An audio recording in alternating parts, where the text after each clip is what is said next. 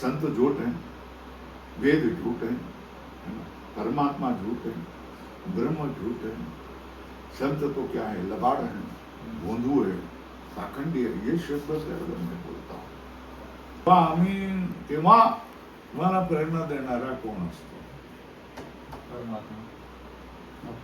वाट दावी हात करी धरो हे अनुभव आपला. आतमध्ये बसून अंतर्यामी म्हणजे काय असतं हे तुम्हाला मी सांगतो.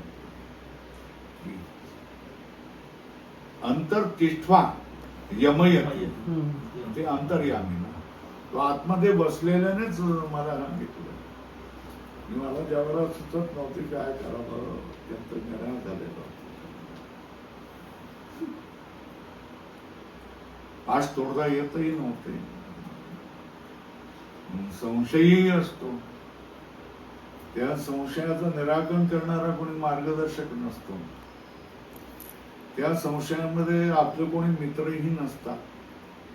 सगळे जे कोणी ज्यांच्याशी आपण ही आपल्या मनाची एक वेगळी अवस्था बोलावी इतका जवळचा कोणीही नसतो आपल्या जवळ. आपलाही आपण आपल्या ज्यांना आपल्या जवळचे म्हटले त्यांच्याशी बोलू शकत नाही. तितक्या आपल्या अवस्थेला समजून घेईल असा कोणी आपला मित्रही नसतो, है ना. अशा वेळेला काय करत असतो? आतमधला काय करत असतो? आतमध्ये जो बसलेला आहे तो तुम्हाला प्रेरणा देत असतो. तोडून टाक, एक घाव दोन तुकडे कर. काय कर? एक घाव दोन तुकडे कर, मी पण मनामध्ये भीती, कसं जायचं, काय करायचं ते करा. काय नाही, काही नाही. गाडीत बस, डब्यामध्ये फक्त आम्ही या आमच्या शरीराला काय करणार, लोट. ही आमचं पूर्वायुष्य लोटलं आणि तिथे परमेश्वराने काय केलं, मग तिथे सुद्धा आपल्याला कोणी घेऊन जाणार नाही, वाट दाखवणार नाही, रस्ता दाखवणार नाही, कुठे जायचं, कसं करायचं, काय करायचं, जेवायचं कसं, काय करायचं ते आपल्याला काय. पण एकदा तुम्ही साधू संगतीमध्ये गेलात, एकदा सत्संगतीमध्ये गेलात, एकदा तुम्ही साधू संतांचे चरण धरलेत, मग तुमचा रस्ता सुलभ होतो. तुमच्या मनातले संशय निवळतात. माझं कसं होईल, का होईल, का होईल. जे संत म्हणा किंवा जे फक्कड फिरणारे तुम्हाला दिसतात ना, हे आपल्याला कसं जगावं हे कळवतात बरं का. फक्कड जी माणसं आहेत ना, मनमुखी ज्यांना म्हणतात ना, है ना, रमते राम अशी नावं ठेवली आहेत, ठीक आहे ना. ही माणसं आपल्याला खूप शिकवतात आणि हे आपल्याला मदतही करतात. काय करतात? मदत पण करतात. ते आपल्यासारख्या अशाच लोकांना ते बरोबर घेऊन जातात. वेगवेगळी धामं, तीर्थक्षेत्र दाखवतात. वेगवेगळ्या संत संघ, त्यांचा हेतूच असतो काही पैसे मिळतील, काही खायला प्यायला मिळेल, एवढाच उद्देश असतो. पण जो सत्संगी माणूस आहे त्याला सत्संग मिळतो. तुम्हाला डोंगरे महाराजांच्या सत्संगामध्ये आपला पहिला सत्संग, त्या सत्संगामध्ये कोणी त्यांनीच नाही, तिथून पुढे काय चारोधाम यात्रा त्यांनीच करवली. तर अशा तऱ्हेने देवच तुम्हाला मनुष्य आकृतीमधून कोणाला तरी पाठवून देऊन तुम्हाला इकडे चल, इकडे चल, इकडे चल, इकडे चल, इकडे चल. आता आम्ही काहीतरी करायचं म्हणून ह्याच्यामध्ये राहून, गुहेमध्ये राहून, नर्मदेच्या किनारी सारी भगवद्गीता पाठ करून आणि रोज मी त्याचं काय करायचं, चिंतन करायचं. मी तिथे माझा चिंतनाचा स्वभाव त्या ठिकाणी असल्यामुळे चिंतन म्हणजे पारायण करायचं, कंठ केलेलं पारायण केलेलं असल्यामुळे मी जिथे जायचो तिथे मी संध्याकाळला आपण काही मागायचं नाही, काही नाही. पारायण करत राहायचं तर मग देवळात थांबलो का तर देवळातला पुजारी विचारायचा, देवाला पाहिजे का, देवाला देऊ का, माझ्याकडून जेवण खाल का, आपण आयतं करून काय करू, ते बाबा काय करायचं, तर मग दिवसचा भुकेलेला आहे, काही मला खायला मिळालेलं नाही, दे मला करून. भगवद्गीतेनं मला जेवण पण दिलं है ना. ती भगवद्गीता मी ओंकारेश्वरला असं म्हणत बसायचो. तर तिथेच एक संत महात्मा, त्या संत महात्माने सांगितलं की स्वामीजी भगवत गीता तो कंठ तो किया है मगर संस्कृत सीखना पड़ेगा. तो संस्कृत सीखने के लिए भिलाड़िया घाट जाओ, वहां तुम्हारा सब काम हो जाएगा. तो हम उनसे भिलाड़िया घाट में गए. शिवानंद जी स्वामी हैं, ये हमारे लघु के गुरु आचार्य रूप से वहां आए और उन्होंने क्या किया, हमको लघु सिखा. फिर अंदर वाला जो है वहां तो 50 एकड़ जमीन थी है ना. और मैं 2 साल मैं वहां रहा और उनकी सेवा चाकरी की. मेरे भाव उन्होंने देखा, अध्ययन की तत्परता देखी, सारा लघु वृत्ति से मैंने वहां कंठ कर दिया है ना. तो वो कहते थे कि यहाँ रहो, यहाँ रहो, यहाँ रहो. उनका भावना थी कि यहीं ये रहे और इनको ये अब हम बूढ़े हो गए तो इनको आश्रम नहीं देंगे, इस आश्रम के महंत भी बना देंगे और ये चलाएंगे, अच्छा अधिकारी व्यक्ति. हमारा तो उसमें तो मन लगता ही नहीं था, क्यों सा आश्रम और क्या है, क्या है. उस समय हमको अंदर वाले ने, अंतर्यामी ने प्रेरणा दी कि तू कैलाश आश्रम में चले जा. क्या कहा, कैलाश आश्रम में चले जा. तो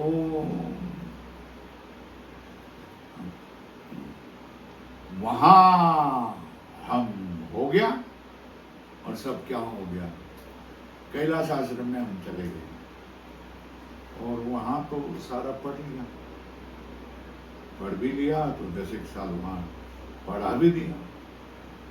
वहां अंदर हमारे प्रतिभा थी, पढ़ाने की प्रतिभा थी. मैं अच्छा शिक्षक था. लघु सिद्धांत कौमुदी की समस्या हमारे समझ में आई कि लोग हवा में तीर उड़ा देते थे. वो कुछ पहले ही बार संस्कृत सीखने के लिए आया है, ऐसा कोई हिंदी भाषी को, मराठी भाषी, उसको तो कोई समझ में नहीं आता था. तो हमने बोर्ड पर लिख के गणित जैसा उनको सिखाने का प्रयत्न किया. तो सबको अच्छा लगा, विशेषतः महाराष्ट्रीय लोग. अब देखना आ गया. जब आप निकले थे, ट्रेन में निकले थे तो आनंद में हम रहे थे.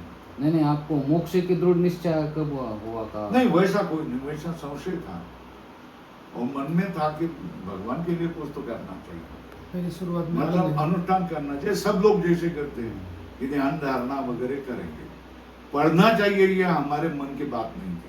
पढ़ेंगे तो तुम गर्व होगा, तुमको होगा ही, विद्वत्ता के गर्व होगा ही, इसलिए पढ़ना नहीं चाहिए था हमका, ऐसा हमारा निश्चय. आनंद में कितने दिन रहे? आनंदी में हम कम से कम जयराम बाबा के पास 5-6 महीने तो रहे और ज्ञानेश्वरी को वहाँ टिप्पण के सहित हमने क्या किया है, पारायण किया और बाहर से आकर के जाते थे. उनका भी मेरे ऊपर बड़ा प्रेम था, जयराम बाबा का. उन्होंने ही मुझे कहा कि तुम पकड़ वेश में हो, उन्होंने जान दिया मगर बोले नहीं. वो क्या, वो बोले नहीं. वो बोले कि स्वामी जी ऐसा करो कि तुम दूसरे एक सन्यासी को लेके आए. उस सन्यासी के मुख से हमको बुलवा दिया. उन्होंने उसको कह दिया कि ये महात्मा अच्छा है मगर ये मनमुखी है, ये गुरुमुखी नहीं है, इसने विधि पूर्वक संन्यास दीक्षा नहीं ली है. इनको तुम बताओ कि ये शिवरात्रि आ गई है, कैलाश आश्रम जाओ और वहाँ दीक्षा ले लो। तो हम वहाँ कैलाश आश्रम चले गए। उसके पहले चारों धाम हमने उधर के किए थे। वहाँ जाकर दीक्षा लिया। वहाँ लोग पढ़ते थे, ये भी हमको मालूम था। फिर भी हमारे मन की भावना थी कि पढ़ेंगे तो गर्व हो जाएगा। और इसमें भगवान के अनुष्ठान में गर्व के लिए कोई स्थान नहीं है। वो पढ़ेंगे तो गर्व हो जाएगा, इसलिए हमको पढ़ना नहीं है करके हम फिर ऐसे घूमते घूमते घूमते घूमते घूमते घूमते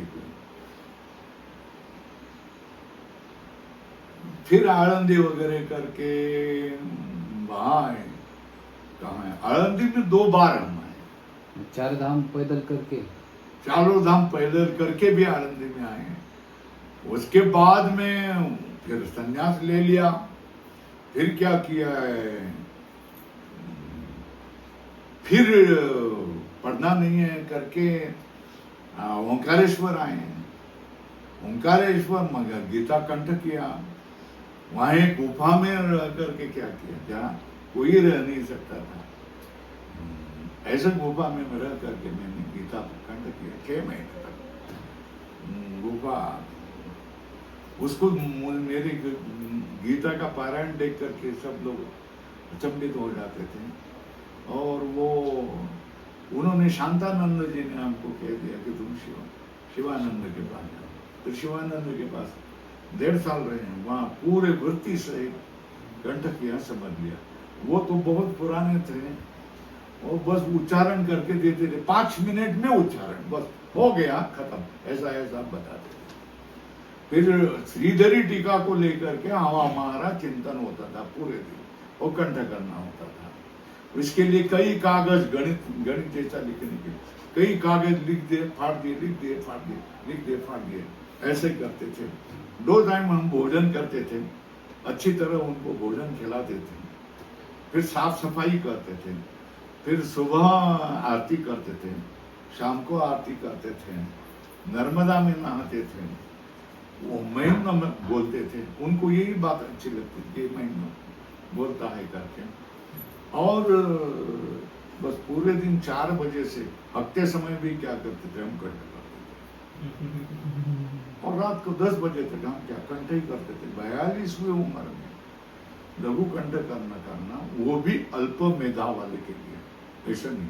अब ये सदाशिवानंद है ना, ये जो आया है, उसकी मेधा को तो मुझे आश्चर्य लगता है। 2 महीने में क्या किया है, पूरी लघु क्या की है, कंठ करके दिखाई। अभी वो प्रयत्न कर रहा है कि सारी लघु एक साथ मैं आपको बताऊं करके प्रयत्न कर। ऐसी मेधा होती तो हम कहाँ से कहाँ होते।